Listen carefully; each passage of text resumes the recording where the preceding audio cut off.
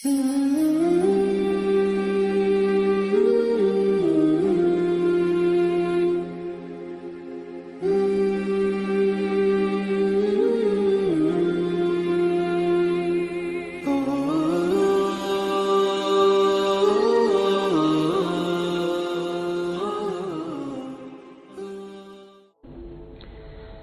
حقیقت کو اس دور میں میں اپنے مطالعے کی محدودیت کا اعتراف کرتے ہوئے عرض کر رہا ہوں کہ میرے نزدیک جس قدر پرشکوہ انداز میں علامہ اقبال نے بیان کیا ہے اسی کیفیت کو وہ شاید اس کی کوئی مثال نہ مل سکے. فاش گویم آنچ در دل مزمرست یہ کتابیں نیست چیزیں دیگرست. میں صاف ہی کہہ دیتا ہوں جو میرے دل میں چھپی ہوئی بات ہے. فاش گویم آنچ در دل مزمرست یہ کتابیں نیست. اس قرآن کو کتاب نہ سمجھنا، یہ کچھ اور شے ہے. چیزیں دیگرست. اب وہ چیزیں دیگر کیا ہے؟ وہی جو میں نے عرض کیا، ذات باری تعالی اور کلام کا صفت باری تعالی ہونا، اس کے بنا پر جو مناسبت ہے، جو قرب ہے، جو مشابہت ہے. مثل حق پنہاؤ ہم پیداستو زندہ پائندہ گویاستو. اس کلام میں اللہ تعالی کی ساری صفات کا انعکاس موجود ہے. یہ بات ویسے بھی سمجھ میں آتی ہے. کوئی شخص ذرا گفتگو کرے، چند جملے جب وہ ادا کرے گا اپنی زبان سے تو معلوم ہو جائے گا کہ اس کے فہم کا، اس کی دانش کا، اس کے مطالعے کا حدود اربع کیا ہے اور اس کے ذہن کی سطح کیا. سمجھ میں آ جائے گی بات. اس لیے کہ کلام جو ہے وہ متکلم کی پوری شخصیت کی عکاسی کر رہا ہوتا. تانت بازی راگ پایا، چند جملے کسی نے کہا، پتہ چل گیا کہ یہ کس سطح کے آدمی ہیں، علمی اعتبار سے، معلوماتی اعتبار سے، تہذیبی اعتبار سے، کلچرڈ ہیں یا نہیں ہیں. یہ ساری باتیں چند جملوں میں واضح ہو جائیں. تو اللہ تعالیٰ کی بھی جملہ صفات کا عکس اس قرآن میں موجود ہے. ان میں سے جن چند چیزوں کا ذکر علامہ نے شعر میں کیا، وہ جو سورہ حدید کی آیت ہے، هو الاول والآخر والظاہر والباطن. اللہ الظاہر بھی ہے، الباطن بھی ہے. اتنا ظاہر کہ اس سے زیادہ ظاہر کوئی شے نہیں، اور اتنا باطن کہ اس سے زیادہ چھپی ہوئی کوئی شے نہیں. اسی لیے حضور سے جو منقول ہیں الفاظ کہ پروردگار انت الظاہر فلیس فوقک شیء وانت الباطن فلیس دونک شیء. یہی کیفیت قرآن کی ہے. مثل حق پنہاؤ ہم پیداستو. پنہا بھی ہے، ظاہر بھی ہے، جیسے ذات باری تعالی. اور جیسے اللہ تعالی کی شان ہے جو آیت الکرسی کے شروع میں آئی، الحی القیوم. مثل حق پنہاؤ ہم پیداستو زندہ ہو پائندہ ہو گویاستو. یہ قرآن جو ہے اللہ تعالی کی صفات کا ایک عکس اپنے اندر رکھتا ہے. اس سے ذرا آگے چلیے. کلام کے بارے میں اب کلام الہی ظاہر بات ہے کہ صفت ہے، اور صفت قدیم ہے. اللہ کی صفات حادث نہیں ہے. اللہ کی ذات بھی قدیم ہمیشہ سے ہے، اور اس کی صفات بھی قدیم ہمیشہ سے. اور یہ جو کلام الہی ہے، ظاہر بات ہے کہ یہ جو ہماری زبان کے حروف و اصوات ہیں، کلام الہی تو ان سے منزہ ہے، مبرہ ہے، ماورا ہے، اعلیٰ ہے، ارفع ہے. ہماری زبانوں کے حروف و اصوات، الفابیٹس جگہ جگہ تبدیل ہو جائیں گے. انگریزی کے کچھ اور ہیں، اردو کے کچھ اور ہیں، عربی کے کچھ اور ہیں. کلام الہی ان تمام سے آگاہ، عرفہ، منزہ اور مبرہ ہے. یہ کلام الہی جب بھی نازل ہوا ہے، ظاہر بات ہے حضرت موسیٰ پر اگر کتاب اتاری گئی وہ بھی علم الہی سے آئی، لیکن وہ عبرانی زبان میں آئی. حضرت عیسیٰ علیہ السلام پر انجیل اتاری گئی، ہم یقین سے نہیں کہہ سکتے، دو میں سے کسی ایک زبان میں اتاری گئی ہوگی، یا عبرانی ہوگی اس لیے کہ شام کے جس علاقے میں، فلسطین کے جس علاقے میں ان کی پیدائش ہوئی اور جہاں وہ دعوت و تبلیغ کے لیے گھومتے رہے، اس کے عوام کی زبان تھی آرامی اور خواص کی زبان تھی عبرانی، ہیبریو۔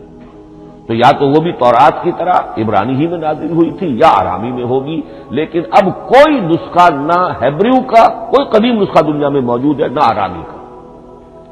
جو سب سے پرانا نسخہ ملتا ہے انجیل کا، وہ اس کا ترجمہ ہے، لیٹن زبان کا ترجمہ ہے یا گریک ترجمہ ہے، اصل کوئی نہیں۔ بہرحال جب وہ کلام الہی محمد الرسول اللہ پر نازل ہوا، اب اس نے حروف و اصوات کا وہ جامہ پہنا کہ جو عربی زبان کے ہیں۔ یہی وجہ دیکھیے، میں نے جو آیت سورہ حامیم، یہ جو سلسلہ سور ہے اس میں سے سورہ زخرف کی آیت جو میں نے آپ کو سنائی، حامیم والکتاب المبین انا جعلناہ قرآنا عربیا لعلکم تعقلون، ہم نے بنا دیا ہے اپنے اس کلام کو قرآن عربی، اس کو عربی حروف و اصوات کا جامہ ہم نے پہنا دیا ہے۔ انا جعلناہ قرآنا عربیا لعلکم تعقلون، کہ چونکہ مخاطب اول جو قوم تھی امیین، ان کی زبان عربی تھی، لعلکم تعقلون، تاکہ تم اس کو سمجھ سکو۔ اب اس سے آگے چلیے، اصل قرآن مجید کے 3 مقامات سے معلوم ہوتا ہے، اصل قرآن اللہ کے پاس ہے۔ یہ قرآن جو ہمارے پاس ہے، مصحف عثمان رضی اللہ تعالی عنہ، یہ اس قرآن کی مصدقہ نقل ہے۔ اصل قرآن کہاں ہے؟ ایک جگہ فرمایا بل ہوا قرآن مجید فی لوح محفوظ، لوح محفوظ میں ہے اصل قرآن وہاں ہے۔ اسی طریقے سے اسی سورہ زخرف کی اگلی آیت کیا ہے؟ ہم نے اسے عربی قرآن بنا کر اتارا، لیکن اصل قرآن کیا ہے؟ وَإِنَّهُ فِي أُمِّ الْكِتَابِ لَدَيْنَا لَعَلِيٌّ حَكِيمٌ، حقیقت میں تو یہ ام الکتاب میں ہے جو ہمارے پاس ہے، اور علی ہے، بہت بلند، حکیم، بڑی حکمت والا، یا محکم مضبوط۔ حکیم کے دونوں معنی ہیں۔ استحکام بھی اسی ہے کاف اور میم کے مادے سے بنا ہے، کسی شے کا پختہ ہو جانا، مضبوط ہو جانا، اور عقل کی پختگی وہ حکمت ہے، وہ دانائی ہے۔ اس اعتبار سے نوٹ کیجئے، اصل قرآن کہاں ہے؟ لوح محفوظ میں۔ اصل قرآن کہاں ہے؟ ام الکتاب میں۔ اسی کو کہا گیا ہے ایک اور مقام پر، فی صحف مکرمۃ مرفوعۃ مطہرۃ بأیدی سفرۃ کرام بررہ۔ یہ قرآن، اصل قرآن تو بڑے صحیفوں میں، ان صحیفوں میں ہے، ان صفحات میں ہے، ان اوراق میں ہے، جس کی شان کیا ہے؟ مکرمۃ، جن کی انتہائی تعظیم کی جاتی ہے، مطہرۃ، نہایت پاک صحیفے، فی صحف مکرمۃ مرفوعۃ، بلند و بالا، مطہرۃ بِأَیْدِی سَفَرَةٍ کِرَامٍ بَرَرَةٍ، ان فرشتوں کے ہاتھ میں جو بہت باعزت، بہت اونچے درجے کے، ان کے ہاتھوں میں ہے۔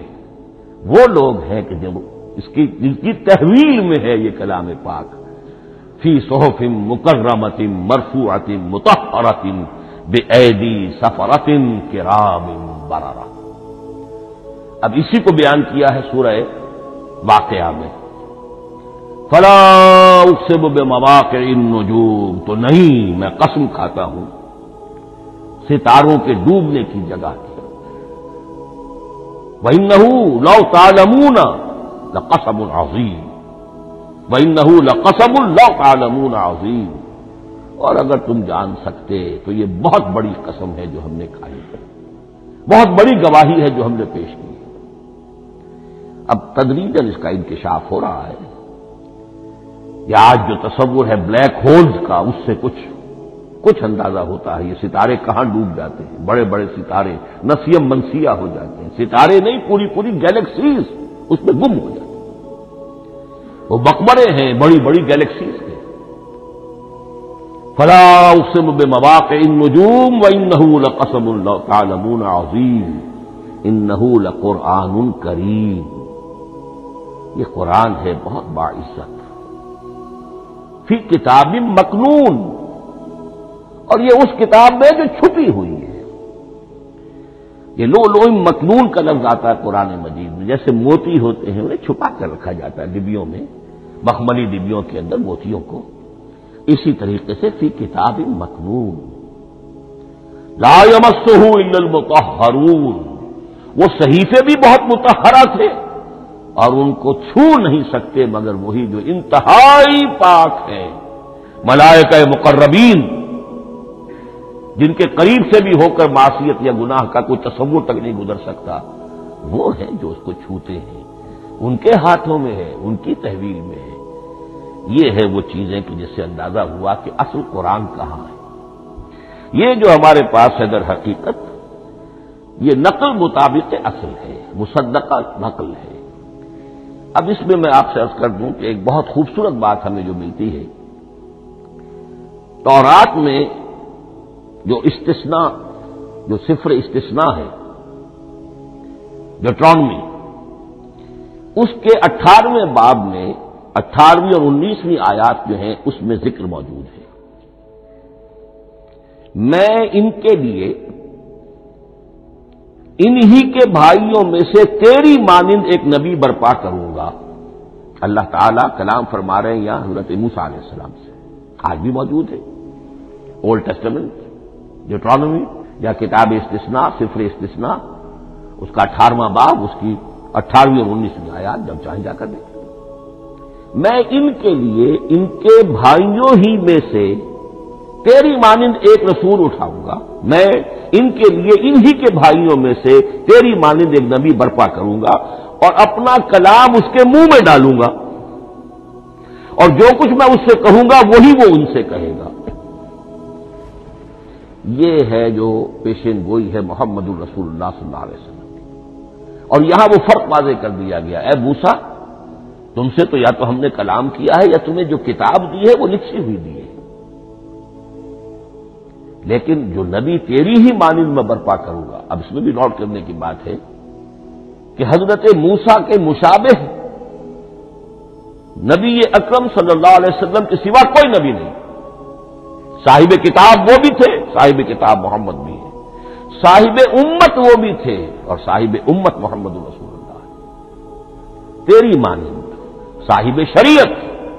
حضرت عیسیٰ صاحب شریعت نہیں تھے، شریعت موسوی ہی کو نافذ کرنے کے لیے آئے تھے، ان کی حیثیت دین موسوی کے مجدد کی تھی، ویسے نبی تھے، اللہ کے فضل و کرم سے نبی تھے، اس میں کوئی شک نہیں، رسول تھے، لیکن یہ کہ ان کے کام کی نوعیت کیا تھی، اس لیے کہ کوئی نئی شریعت لے کر نہیں آئے۔ اب بھی انجیل میں الفاظ موجود ہیں، don't think I have come to destroy law, جو موزائک لا جسے یہ کہتے ہیں شریعت موسوی، وہ تم پر نافذ رہے گی، تم اس کی پابندی کرو گے، کیونکہ صاحب شریعت رسول یا موسیٰ یا محمد صلی اللہ علیہ وسلم علیہ الصلوۃ والسلام، تو میں ان کے بھائیوں میں سے، اب بھائی کون ہوں گے؟ ظاہر بات ہے بنی اسرائیل، ان کے کزنز کون ہیں؟ بنی اسماعیل، بنی اسرائیلی تو جو بھی نبی ہے وہ انہی میں سے ہے، ان کے بھائیوں میں سے، تو بھائی تو ہوگا، ان کا کزن ہوگا، اب وہ کون ہے؟ بنی اسماعیل۔ آپ نے ابھی سنا ہوگا جب پیس ٹریٹی ہوئی تھی اور کلنٹن صاحب آئے تھے، اور وہاں جب شاہ حسین جو ہیں اردن کے وہ بھی آئے اور بغل گیر ہوئے تھے، اسرائیل کے وزیر اعظم تھے، تو اس وقت یہ لفظ استعمال کیا تھا صدر کلنٹن نے کہ آپ لوگ تو آپس میں کزنز ہیں، کزن استعمال کیا تھا۔ تو ان کے بھائیوں میں سے گویا کہ غیر اسرائیلی جو ان کے قریب ترین قرابت دار ہوں گے وہ بنو اسماعیل ہیں۔ تیرے مانند صاحب شریعت نبی میں برپا کروں گا، لیکن اس پر جو میرا کلام اترے گا وہ کس شکل میں اترے گا؟ میں اپنا کلام اس کے منہ میں ڈالوں گا اور پھر وہ جو کچھ کہے گا وہ وہی کہے گا جو میں نے کہا ہے۔ اب اس کے حوالے سے ایک بہت اہم بات سمجھ لیجئے، قرآن مجید کے دو اہم مقامات کی وضاحت اس سے ہو جائے گی۔ یہ کلام اللہ، قرآن مجید میں اس کو قول جبرائیل بھی کہا گیا ہے۔ کلام اللہ حضرت جبرائیل کے ذریعے سے جب ادا ہوا ہے تو قول جبرائیل ہے، اور پھر جب وہ محمد الرسول اللہ کی زبانی ادا ہوا تو قول رسول ہے، قول محمد ہے صلی اللہ علیہ وسلم۔ یہ قول اللہ بھی ہے، قول جبرائیل بھی ہے، اور قول محمد بھی ہے بیک وقت۔ یہ بات دیکھیے سورہ انفطار میں اذا السماء انفطرت، اس میں یہ جو الفاظ آئے ہیں انہ لقول رسول کریم، سورۃ تکویر اذا الشمس كورت، انہ لقول رسول کریم ذی قوت عند ذی العرش مکین مطاع ثم امین وما صاحبکم بمجنون۔ یہ یہاں پر حضرت جبرائیل کا ذکر ہو رہا ہے۔ وما ہوا بقول شیطان الرجیم، محمد تک اس قرآن کو لانے والا تو وہ بلند پائے کا فرشتہ ہے، یہ کوئی شیطان رجیم نہیں ہے۔ اس لیے کہ مکے والوں نے کہہ دیا تھا ہو سکتا ہے کوئی بدروح آئی ہو محمد پر، اور اس بدروح نے کوئی الٹی سیدھی بات سکھا دی ہو، نہیں۔ انہ لقول رسول کریم، یہاں رسول کریم کون ہے؟ حضرت جبرائیل۔ انہ لقول رسول کریم ذی قوت عند ذی العرش مکین، بڑی قوت والا اور جس کا بڑا اونچا مقام اور مرتبہ ہے عرش والے کے قریب، ذی قوت عند ذی العرش مکین مطاع ثم امین، وہ فرشتوں کے مطاع ہیں، فرشتے ان کی اطاعت کرتے ہیں، فرشتوں کے سردار ہیں، اور پھر ساتھ ہی پورے امین ہیں، جبرائیل امین، یہ ہم لفظ استعمال کرتے ہیں۔ اور اس کے بعد آگے جا کے فرمایا وما ہوا بقول شیطان الرجیم، یہ کسی شیطان رجیم کا قول نہیں ہے۔ اب یہاں اس سورہ تکویر میں قرآن کو قول جبرائیل قرار دیا گیا، لیکن سورۃ الحاقہ میں چلیے اس کے آخر میں آتا ہے انہ لقول رسول کریم وما ہوا بقول شاعر قلیلا ما تؤمنون ولا بقول کاہن قلیلا ما تذکرون تنزیل من رب العالمین۔ یہاں اب رسول کریم سے مراد محمد الرسول اللہ صلی اللہ علیہ وسلم، یہ کسی شاعر کا قول نہیں ہے، کسی کاہن کا قول نہیں ہے، یعنی جس کے زبانی یہ قرآن لوگوں کے سامنے آ رہا ہے۔